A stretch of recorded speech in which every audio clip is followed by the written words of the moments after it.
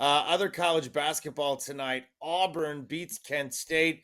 Little competitive in the second half, but the Tigers pulled away. Janai Broom is really, really good at basketball. 18 points, 10 rebounds. He's gotten better every year. Super efficient, 8 of 12 from the field. We saw them beat Houston. We see them tonight against Kent State. Sweeney, this team, big expectations so far, certainly looking the part.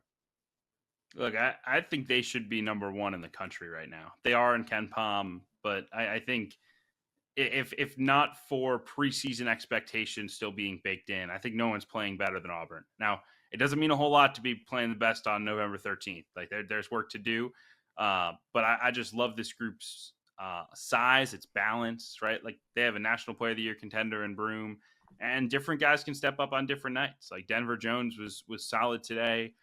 Chaney Johnson came off the bench for 18. He's gotten a lot better from a year ago. Like that is a huge player development win. It was Pettiford on Saturday against Houston, who stepped up in a huge way. He's a really exciting piece for them moving forward. So, look, I love this team. It is not easy to blow out Kent State. Rob Senderoff does a phenomenal job there, and they counterpunched a little bit after Auburn was up huge early. But a business-like 23-point win against a good MAC team is another step in the right direction for the Auburn Tigers.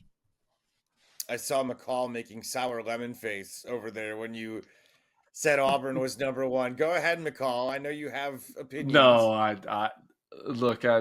We got a big one on Friday night, Purdue, Alabama. I think that's going to be, the real first test for Alabama to see where they are. But I'm with Sweeney. I think what Auburn has done, what Bruce Pearl's doing, especially with this group, Janai Broom is back, and that's a good Kent State team. I mean, Rob Senderoff, just like Sweeney said, he's a great coach. His team is always prepared. They're always going to be competitive. They're going to be in games. Neither team shot it great from behind the three-point line, but to be able to go on the road and beat Houston after the whole plane incident, the way that team did, I mean, that's about as good as it gets, and that shows you where this team is. Like Sweeney said, it is early to anoint a national championship. The overreaction early in November, I don't think we can do that yet, but this team's good, and they're for real. And I think you look at the SEC, and you look at the top tier, and you look at Auburn, you look at Alabama. We've talked about Kentucky earlier. You look at what Tennessee did on the road at Louisville. To me, those are the guys that are in the class of their own. Who else is going to step up and rise to the occasion in that league? We're talking basketball tonight. We had some interesting games-ish. Certainly North Texas, Minnesota, that ending was the highlight. We did have some history, though. Earlier in the week, yesterday, Bill Self, he became the all-time winner at Kansas, breaking Fog Allen's record, which kind of cool. I mean, it's Fog Allen Fieldhouse. So, Bill Self certainly in the history books forever, and I'm sure he'll have plenty of things named after him in time there in Lawrence, Kansas. But tonight in Omaha, we saw Greg McDermott. He became Creighton's all-time winning coach with 328 wins. Had a great career. Kevin, when you look at Creighton, they're 3-0. Certainly tonight they handled Houston Christian, I think it is. Didn't they change their name? Yeah, Houston Christian is their name nowadays. But this Creighton team and what Greg McDermott has done, all-time winner. What do you think about this version of the Blue Jays? Look, I just think it's cool we got to this milestone. This time last year and really throughout last season, there were all sorts of murmurs and rumors of could Greg McDermott potentially want out, discussions of maybe a rift with the AD or wanting one last opportunity to go chase a big job. And at the end of the day, like Creighton is the perfect place for him. And he has been the perfect coach for Creighton for a very long time. The job he has done literally to elevate that school from good mid-major program to one of the most consistent programs anywhere in college basketball is really remarkable. And he's done it with different waves of guys. He's done it playing different ways. And they're going to be dangerous this year again, right? I mean, obviously haven't really been tested, struggled maybe a little more than they should have with UTRGV to open the year last week, but really excited to see how they look down in Vegas in a couple weeks during the Players Era tournament when they get San Diego State and Texas A&M and potentially an Alabama or a Houston. What does it look like? Because the gauntlet's coming. Like they have Kansas coming up in early December. They go to Alabama.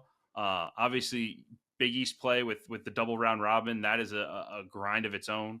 So it's all coming for them, and excited to see where they go and how this new core around Kalkbrenner developed. But man, what a special accomplishment for Greg McDermott, who's been transformational at that place. Yeah, he's done a fantastic job. We have certainly celebrated some great coaches tonight and some great big guys in college basketball. UConn played Lemoyne tonight, Matt McCall, and as expected, a layup win. Different looking UConn team. They've won the last 2 championships. They're 3-0. Do you have any feel on them at all? I mean, we have a feel, and look, they're going to go out to Maui on Feast Week, and we'll get a much better feel. I think they open up with Memphis out at Feast Week. So, look, as long as Danny Hurley's calling the plays over there and, getting the crowd fired up, and I've said this before, he holds everyone in that program to a certain standard, from the assistant coaches to the director of basketball operations, to the players, to the managers, to even the fans, that it doesn't matter who we're playing. This is what UConn basketball is. And that standard, he holds everyone to. So we're getting ready to see. I wish that we would have seen them earlier, even last week or this week, play against a marquee opponent. I know their schedule's getting ready to get tough. And the only reason I say that is because you're the defending national championship, back-to-back national championships. Creating more buzz around college basketball early in the year. But we're getting ready to see it. We're getting ready to see where this bunch is. They're going to go to Maui, and when they're coming out of that, their schedule is going to get a lot tougher. So it doesn't get tougher in their next game. It wasn't that difficult tonight. Obviously, they're blowing these teams out, but they're doing what they're supposed to do. Lemoyne, East Texas A&M in their next one. But again, here comes Baylor. Here comes Gonzaga. Here comes Texas, coming out of the Maui Classic. So we'll see exactly where this team is at before Big East play.